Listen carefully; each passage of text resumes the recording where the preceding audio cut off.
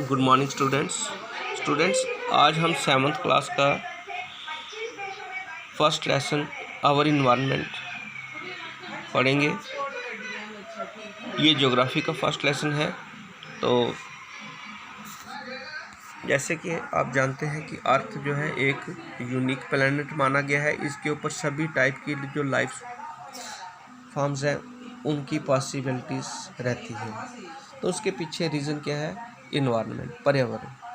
तो पर्यावरण जो है जिसके कारण सभी टाइप की जो लाइफ है वो जो है अर्थ के ऊपर पॉसिबल है। तो पर्यावरण या इन्वायरमेंट क्या है? पर्यावरण या इन्वायरमेंट के लिए कहा गया है environment is the air, water, land और on which people, animal, plant and other organism live। Environment जिसमें एयर, वाटर और लैंड के कंपोनेंट्स आते हैं और साथ ही साथ जिसके ऊपर ह्यूमन बीइंग, एनिमल्स, प्लांट्स और जितने भी जो दूसरे लिविंग ऑर्गेनिज्म हैं सभी के सभी जो है सरवाइव कर सकते हैं। इसी को इन्वायरमेंट कहा गया है। तो इन्वायरमेंट के कंपोनेंट्स कौन कौन से हैं? पहले तो जो है प्राइमरी जो कंपोनेंट है उनको बायोटिक और एबायोटिक कंपोनेंट्स कहा जाता है। ठीक है। इन्वायरमेंट जो है ह्यूमन और मैन मेड फिनोमिना से बना हुआ है।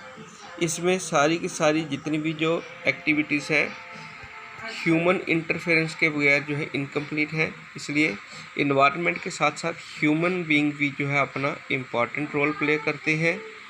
तो जैसे कि हम देखते हैं कि इंडिया जो है इसको कहा जाता है लैंड ऑफ वेरियस डाइवर्सिटीज़, कि यहाँ पर बहुत सारी वेरिएशंस है। यहाँ पर आपको अलग अलग किस्म का जो है वातावरण मिलेगा। एक ही समय में कहीं गर्मी पड़ती है, एक ही समय में कहीं ठंड होती है। तो यहाँ पर बहुत ही अलग किस्म का जो है इन्वायरमेंट है। अगर हम देखते हैं तो भारत के नॉर्थ में हिमालय है। अगर हम वेस्ट की तरफ देखते हैं तो वहाँ पर थार डेजर्ट है। अगर हम ईस्ट की तरफ देखते हैं तो वहाँ पर सुंदरवन डेल्टा बनता है। और ये जो अलग अलग जो कंपोनेंट है यहाँ पर अलग अलग टाइप की जो है क्रॉप जो ग्रो की जा सकती है। इंडिया के एक रीजन में एक ही टाइम में राइस को लगाया जा सकता है, ग्रो किया जा सकता है, और सेम ही टाइम में दूसरे पार्ट में वीट को ग्रो किया जा सकता है। फर्दर अगर हम जम्मू कश्मीर को लें तो जम्मू कश्मीर की जो है 3 डिवीज़न्स हैं, जम्मू कश्मीर एंड लद्दाख। कश्मीर जो है यहाँ पर एप्पल्स जो है ग्रो होते हैं, लद्दाख में एप्रिकॉट ग्रो होते हैं और जम्मू में थोड़ा सा हॉट क्लाइमेट होता है। इस कारण यहाँ पर मैंगो भी ग्रो हो सकते हैं। तो स्टूडेंट्स फर्दर हम देखेंगे कि इन्वायरमेंट के कंपोनेंट कौन कौन से हैं। तो इन्वायरमेंट के 3 कंपोनेंट हैं, natural, human made and human. Natural component में आता है लैंड, वाटर एंड क्रिएचर, यानी कि जितने भी जो लिविंग ऑर्गेनिज्म हैं वो नेचुरल इन्वायरमेंट में आ जाते हैं। तो ह्यूमन मेड जो इंसान के द्वारा बनाई गई चीज़ें, जैसे कि आप देखते हैं कि इंसान के द्वारा जो है ब्रिजेस बनाए गए हैं, पुल बनाए गए हैं, बड़ी बड़ी बिल्डिंग्स बनाई गई हैं, पार्क बनाए गए हैं, रोड बनाए गए हैं और इंडस्ट्रीज या फैक्ट्रीज भी इंसान के द्वारा ही चलाई जाती हैं।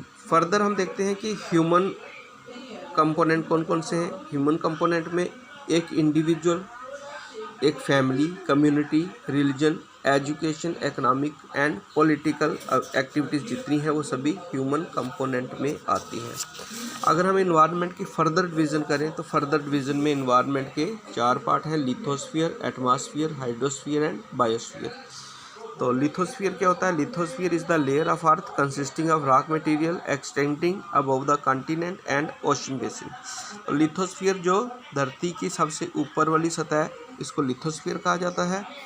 तो लिथोस्फीयर में हमारे जितने भी जो कॉन्टिनेंट्स हैं वो आते हैं और ओशंस की जो नीचे वाली सतह है वो भी लिथोस्फीयर का ही पार्ट है। तो इसकी एवरेज थिकनेस जो है 100 किलोमीटर तक होती है।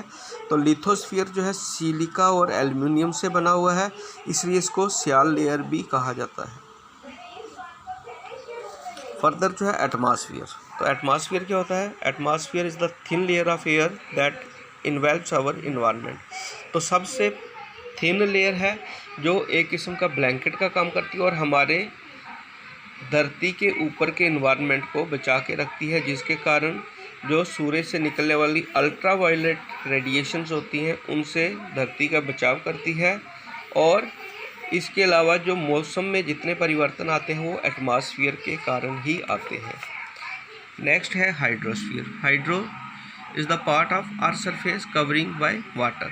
तो हाइड्रोस्फीयर में धरती का ही एक हिस्सा है जो पानी से घिरा हुआ है। जैसे कि हम देखते हैं कि हमारी धरती का 30% हिस्सा जो है लैंड है और 70% हिस्सा जो है वाटर है, 70 या 71% भी कह सकते हैं। तो इसमें रिवर्स, लेक्स, सीज, ओशंस सभी तरह की जो फॉर्म्स हैं वो इसमें जो है कवर हो जाती हैं। तो फर्दर हम देखेंगे फोर्थ जो डिवीज़न है उसको कहते हैं बायोस्फीयर। तो ये सबसे नैरोस्फीयर मानी जाती है। इसमें जो है एटमॉस्फेयर, हाइड्रोस्फीयर, लिथोस्फीयर सभी के जो है कंपोनेंट आ जाते हैं और इसमें ही लिविंग ऑर्गेनिज्म, प्लांट्स, एनिमल सभी जो है सरवाइव करते हैं। तो अब हम देखेंगे कि why we should protect our environment. हमें अपने इन्वायरमेंट को बचाना क्यों चाहिए? हमें इसलिए इन्वायरमेंट को बचाना ज़रूरी है क्योंकि इन्वायरमेंट जो है एक बेसिक लाइफ सपोर्ट सिस्टम है। इसके बिना जो है लाइफ की पॉसिबिलिटी नहीं है और अगर हम इसमें ज़्यादा इंटरफेरेंस करते रहेंगे तो धरती के ऊपर जो है पोल्यूशन जो होगा वो बढ़ जाएगा और जो हमारे लाइफ के लिए डेंजरस है। इसलिए हमें जो है इन्वायरमेंट को प्रोटेक्ट करना बड़ा ही ज़रूरी है। Thanks student.